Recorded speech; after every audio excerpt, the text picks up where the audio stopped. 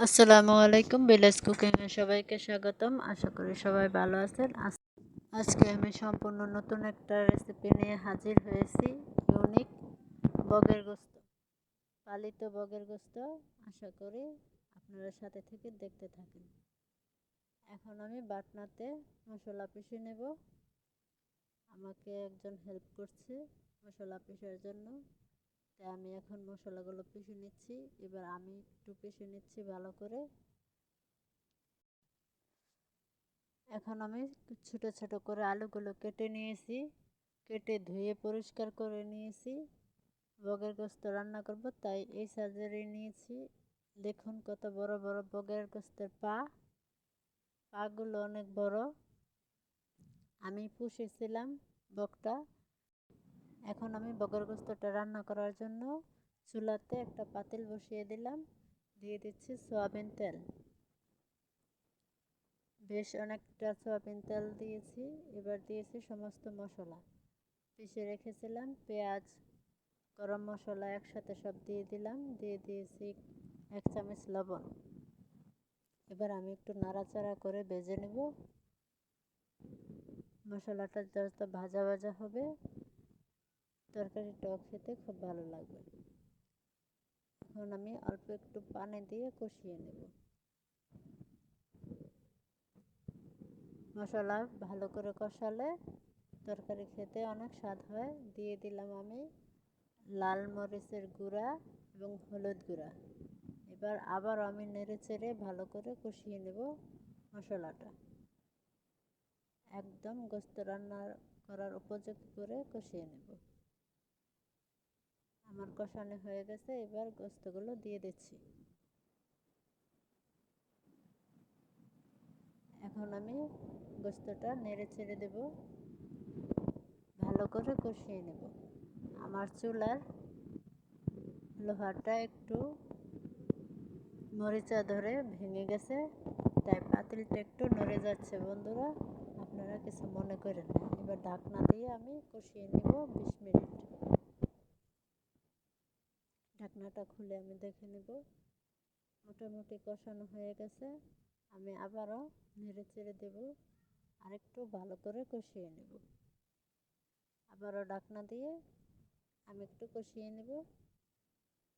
আমার কষানো অনেকটা হয়ে গেছে, অনেক ভালো করে কষিয়ে নিয়েছি।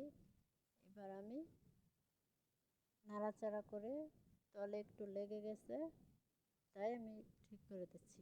এবার আমি আলুটা দিয়ে দিলাম। ছোট ছোট গোস্ত দেখে আমি আলুটাও ছোট ছোট করে কেটেছি। আলুটা দিয়ে আবারও একটু ভালো করে কষিয়ে নেব। এবার আমি নাড়াচাড়া করে মশলাটা আলুর সাথে মিশিয়ে দিচ্ছি।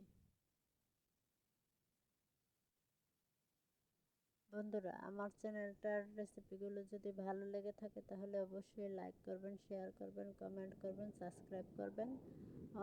আমি অনিয়মিত দেখে অনেকেই আমার সাবস্ক্রাইবগুলো কেটে দিচ্ছেন। আপনারা অবশ্যই দয়া করে আমাকে সাবস্ক্রাইব করবেন এবং পাশে থাকবেন। এবার আমি ঝোল করে নেওয়ার জন্য পানি দিয়ে দিলাম। আমি অনেকটাই অনিয়মিত হয়ে গেছি, নিয়মিত ভিডিও দিতে পারছি না, এই জন্য আমি দুঃখিত। আমি পাতিলটা একটু ঠিক করে নিচ্ছি। এবার ঢাকনা দিয়ে ডেকে রান্না করব আরও 20 মিনিট। অবশ্যই বগের গোস্তটা রান্না কেমন লেগেছে কমেন্টে আপনারা জানাবেন। আমার মোটামুটি হয়ে গেছে। আমি তরকারিটা একদম শুকনো শুকনো করব, বেশি ঝোলও রাখবো না, বেশি ভাজা ভাজাও করব না। ঝোলটা অনেকটা মজে গেছে, আর একটু ঝোলটা আমি মেরে নেব। আবারও ঢাকনা দিয়ে রান্না করছি। আমার বগের গোস্তের তরকারি হয়ে গেছে, এবার আমি উঠিয়ে নেব।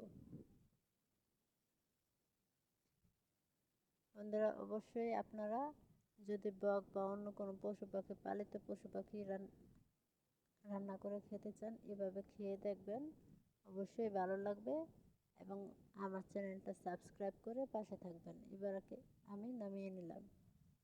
এবার আমি পরিবেশন করে নিচ্ছি। একটু ভালো এভাবেই আপনারা পরিবেশন করবেন।